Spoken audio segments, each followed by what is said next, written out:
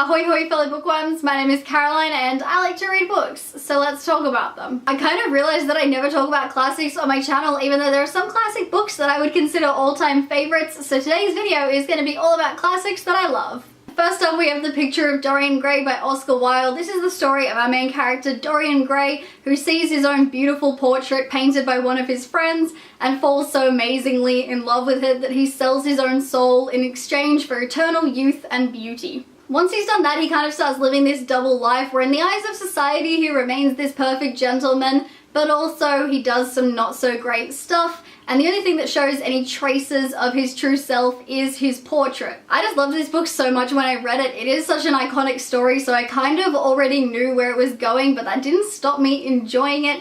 The writing was just so beautiful and it flowed so well and I was so swept up in it. So this is easily one of my favorite classics of all time and probably one of my favorite books ever, and just talking about it now is making me want to reread it. Next up we have Catchtwenty by Joseph Heller, which I remember really enjoying when I read, but because it is that little bit bigger, I feel like I've kind of forgotten some of the details. This book takes place towards the end of World War II and we follow our main character Dorian, who is a bombardier or a fighter pilot, and he's basically just trying to complete the right amount of missions that he needs to so that he can be sent home, but he never really seems to reach that amount, and it's just this really cynically and darkly funny book. I remember this book having a non-linear story which did make it kind of confusing at times, but I really loved this story because it was funny, but it was also quite tragic because Dorian kind of had to watch a lot of his friends die before him and stuff like that. So I feel like I need to reread this because it is kind of big and I've forgotten the details,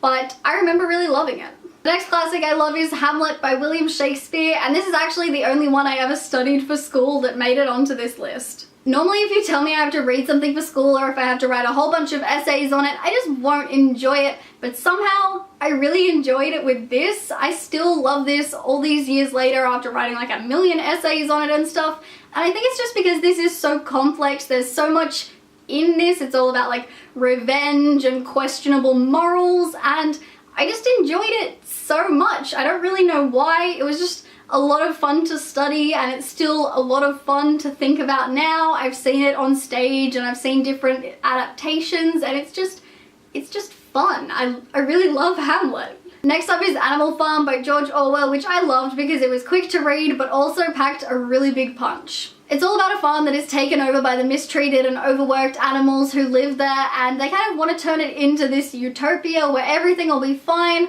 but as the book progresses, it turns into something not so great. This book is so well written and it is such a wonderful satire that has this enduring meaning that is relevant all the time, and I just enjoyed it so much. The next book I have is another one that I would consider an all-time favorite, and it's Brave New World by Aldous Huxley. This book stuck with me for so long after I read it because it was just so interesting and amazing. It takes place in a kind of utopian future where the world controllers, who are the government, have used genetic engineering to create the ideal society, but there are still the savage reservations where they use like the old and imperfect ways of life. A man from those reservations comes to visit the perfect society and we start to see that maybe it's not so perfect after all, but this book was just so interesting. It made so many statements about like genetic engineering and how much control should a government have, and it was just so stimulating. It made me think so much and I thought about it for so long after I read it, and it's just an amazing book. Like I love it so much. I want to reread it all the time. The final classic that I want to mention is Sense and Sensibility by Jane Austen, which is such a sweet story about two sisters, Eleanor and Marianne,